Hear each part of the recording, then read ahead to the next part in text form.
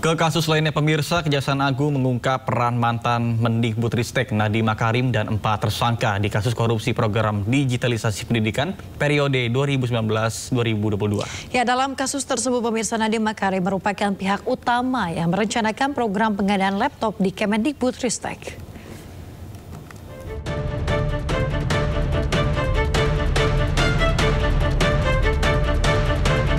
Nama Nadiem Makarim terseret dalam dugaan korupsi pengadaan laptop di Kemendikbudristek saat ia menjabat sebagai menteri.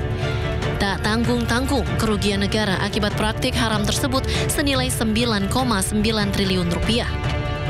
Dalam kasus yang masih terus bergulir ini, Kejagung mengungkapkan bahwa program pengadaan digitalisasi pendidikan teknologi, informasi dan komunikasi di Kemendikbudristek tahun 2020-2022 telah direncanakan sebelum Nadiem Makarim ditunjuk menjadi Mendikbudristek. Nadiem bersama 2 mantan staf susnya telah memiliki perannya masing-masing, yakni Kyuristan dan Fiona Handayani. Adapun Ibrahim Arif masuk ke dalam anggota dari tim review kajian. Hal itu dibicarakan dalam sebuah grup WhatsApp bernama Mas Menteri Kortim yang beranggotakan Kyuristan dan Fiona Handayani bersama Nadiem Makarim. Sementara pada tanggal 19 Oktober 2019, Nadiem Makarim diangkat menjadi Mendikbudristek. Pada bulan Desember 2019, Kyuristan yang menjadi staf sus Mendikbudristek mewakili Nadiem Makarim membahas teknis pengadaan teknologi informasi dan komunikasi menggunakan Chrome OS. Kemudian pada bulan Februari dan April 2020, Nadiem bertemu dengan 2 pihak Google untuk membicarakan pengadaan teknologi informasi dan komunikasi di Kemendikbudristek.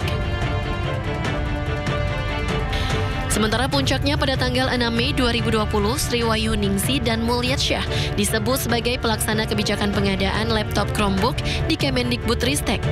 Keduanya mengikuti rapat Zoom yang dipimpin langsung oleh Menteri Pendidikan saat itu, Nadiem Makarim. Tim Liputan iNews melaporkan. Sebelumnya, Kejaksaan Agung menetapkan sebagai 4 orang tersangka dalam kasus terkait dengan korupsi pengadaan laptop berbasis Chromebook dalam program digitalisasi Kementerian Pendidikan Ristek periode 2019 hingga 2022.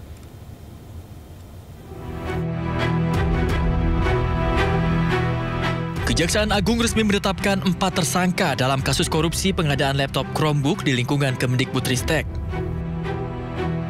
4 tersangka IA, JT, SW, dan MUL diduga melakukan perbuatan melawan hukum dengan sengaja mengarahkan pengadaan laptop berbasis produk Chromebook OS yang dinilai tidak sesuai. Akibat perbuatan pelaku, negara mengalami kerugian mencapai 1,9 triliun rupiah.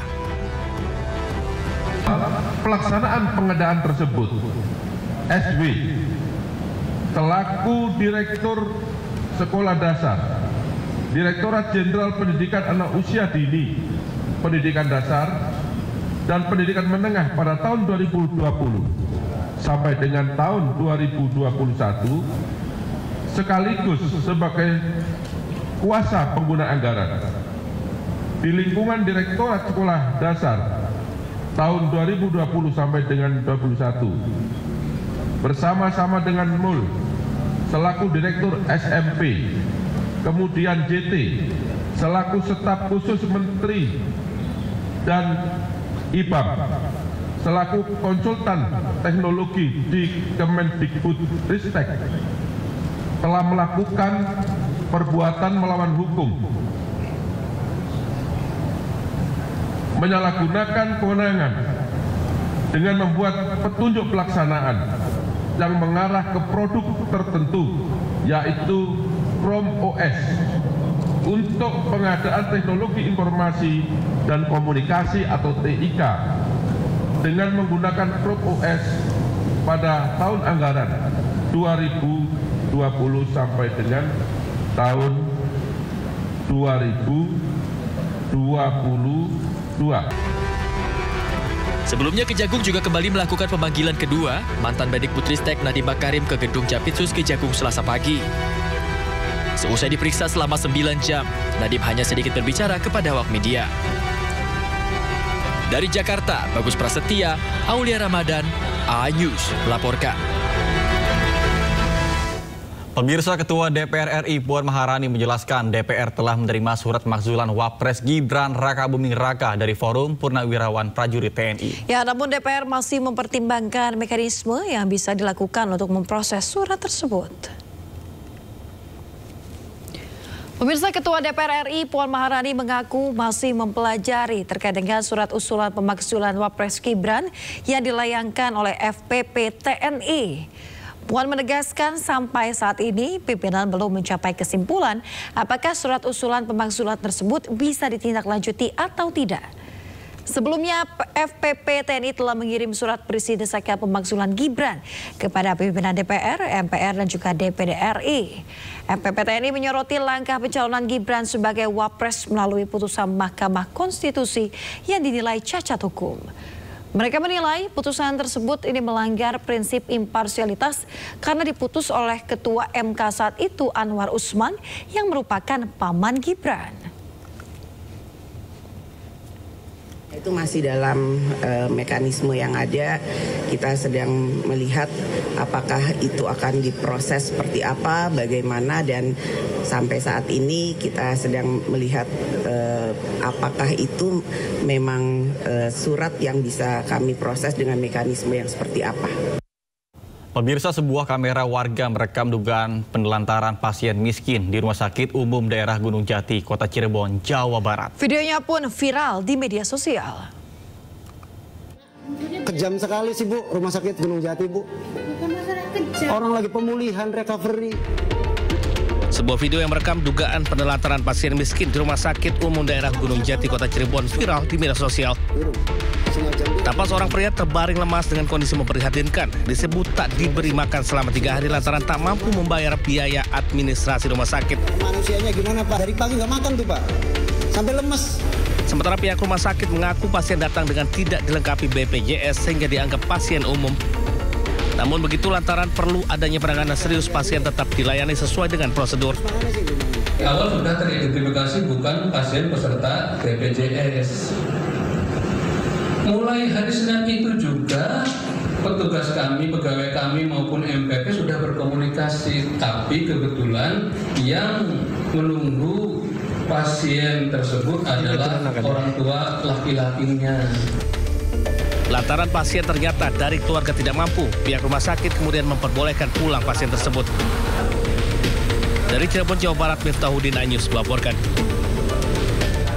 Seorang anggota DPRD nekat menyegel ruang kelas dan melakukan perusakan fasilitas sekolah SMP PGRI di Tanah Toraja, Sulawesi Selatan. Akibat kejadian tersebut, seluruh siswa terpaksa belajar di teras sekolah.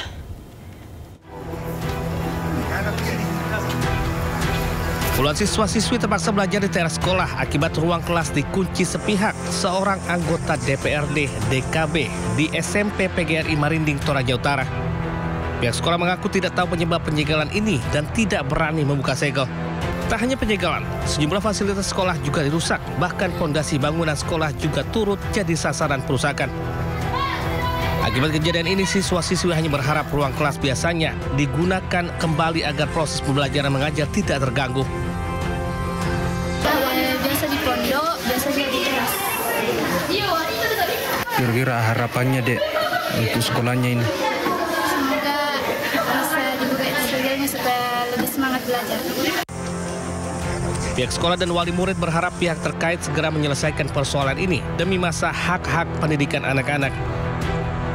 Dari Tanah Toraja, Sulawesi Selatan, Jufri Tonafa Anyus melaporkan. Pemirsa, masuki tahun ajaran baru, sejumlah sekolah tanah air hanya mendapatkan sedikit siswa. Ya, seperti yang terjadi di Banjarnegara, Jawa Tengah, pemirsa, sekolah hanya memiliki 2 siswa baru.